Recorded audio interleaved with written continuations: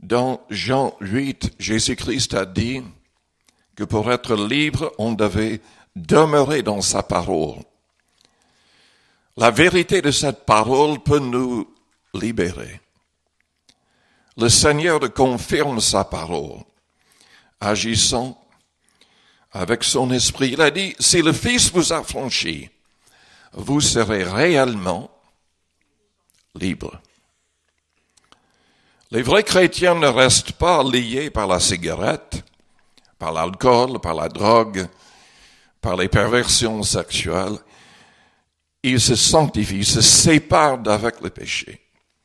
Dans Éphésiens 5, au verset 25, la Bible dit, Marie, que chacun aime sa femme comme Christ a aimé l'Église et s'est livré lui-même pour elle afin de la sanctifier en la purifiant et en la lavant par l'eau de la parole pour faire paraître devant lui cette Église glorieuse, sans tache, ni ride, ni rien de semblable, mais sainte et irréprochable. Est-ce que vous êtes saint? Est-ce que vous êtes irréprochable? Jésus-Christ désire que les membres de son Église se sanctifient, se séparent d'avec le péché, d'avec le monde, avec sa convoitise et son orgueil. Il veut que nous puissions choisir de haïr le mal. Vous qui aimez l'Éternel, haïssez le mal. La Bible va encore plus loin dans Éphésiens 5. Nous devons avoir le courage de condamner publiquement les œuvres infructueuses des ténèbres. Nous devons prendre position surtout contre les choses que Dieu ne tolère pas dans son Église.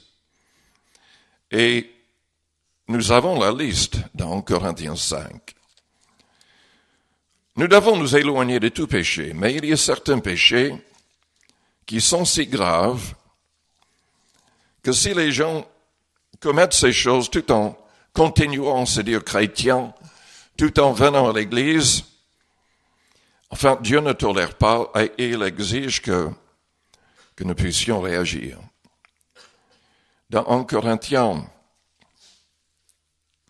5,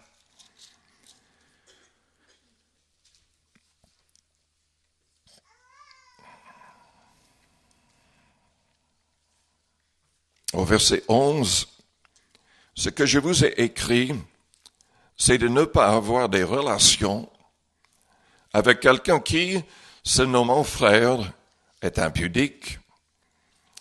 Le mot est porneia en grec et se réfère au sexe hors mariage. Quelqu'un qui se dit chrétien, mais qui se donne à de tels péchés, enfin c'est grave. Mais si la personne est cupide ou idolâtre, ou outrageux, ou ivrogne, ou ravisseur, la Bible dit de ne pas même manger avec un tel homme. Que j'en ai fait à juger ceux du dehors, n'est-ce pas ceux du dedans que vous avez à juger? Pour ceux du dehors, Dieu les juge. Ôtez le méchant du milieu de vous. Il y a certaines choses que nous ne devons pas juger, il y a d'autres choses où nous sommes responsables devant Dieu de juger. Quand nous savons, quand c'est évident que quelqu'un commet de telles choses, tout en se disant chrétien, il y a des gens qui commettent ces choses, disant qu'ils sont en règle avec Dieu. J'étais obligé de mettre dehors plusieurs personnes dans le passé qui commettaient certaines de ces choses, tout en disant, mais il n'y a aucun problème. J'ai toujours une relation avec Dieu. Il y avait dans cette église à Corinthe un homme qui couchait avec sa belle-mère. Et les deux venaient à l'église comme s'il n'y avait aucun problème. Et l'église ne réagissait pas.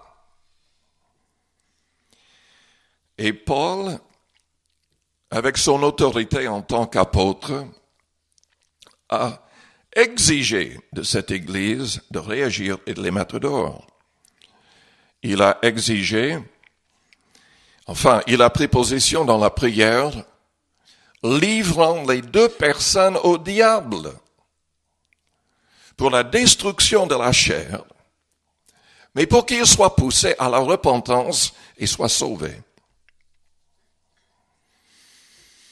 Et ça a marché, parce que dans la deuxième lettre aux Corinthiens, il a demandé que l'Église permette que cette personne entre de nouveau dans l'Église, parce qu'il y avait une vraie tristesse, une vraie repentance, un changement de vie. Il y a des choses que nous devons faire dans le Seigneur, par la prière, pour que ça change. Mais Jésus exige, il veut de son Église, il veut présenter à son Père un jour une Église irréprochable, sans tache, sans ride. Donc si nous voulons faire partie de cette Église, il va falloir qu'on permette au Seigneur de nous libérer, de nous purifier.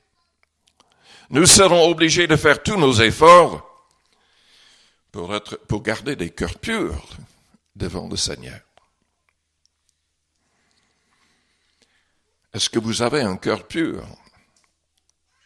Il y a des gens qui disent, mais je n'ai jamais commis d'impudicité, je ne suis pas adultère, j'ai jamais volé.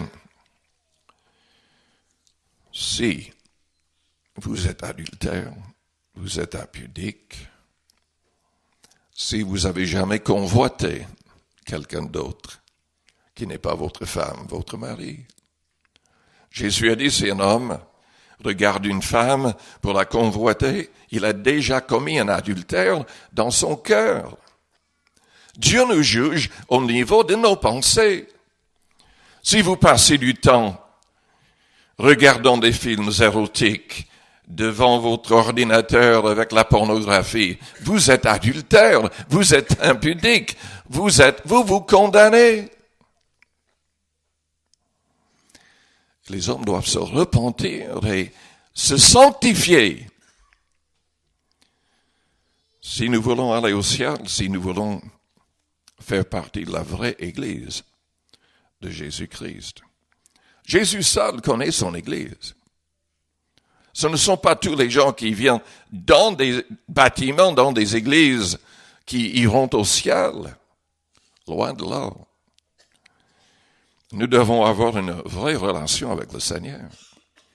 Nous devons permettre qu'il change nos cœurs et nos vies, et nous devons nous sanctifier. Dans 2 Corinthiens, au chapitre 6, Dieu dit, c'est Paul qui parle, ensuite il cite un passage où Dieu parle directement. 2 Corinthiens 6 au verset 14, « Ne vous mettez pas avec les infidèles sous un joug étranger. Car quel rapport y a-t-il entre la justice et l'iniquité, ou qu'y a-t-il de commun entre la lumière et les ténèbres? Vous savez que Dieu voulait que les Israélites soient tellement sanctifiés qu'ils n'entrent pas dans les maisons des gens qui n'étaient pas juifs, qui ne suivaient pas la loi de Moïse. Il ne voulait pas qu'ils permettent que des gens venant d'ailleurs entrent dans leur maison. Il refusait qu'il y ait des mariages avec d'autres peuples. Dieu n'a pas changé. Dieu n'a pas changé. Dieu dit que nous devons nous séparer, nous devons nous sanctifier.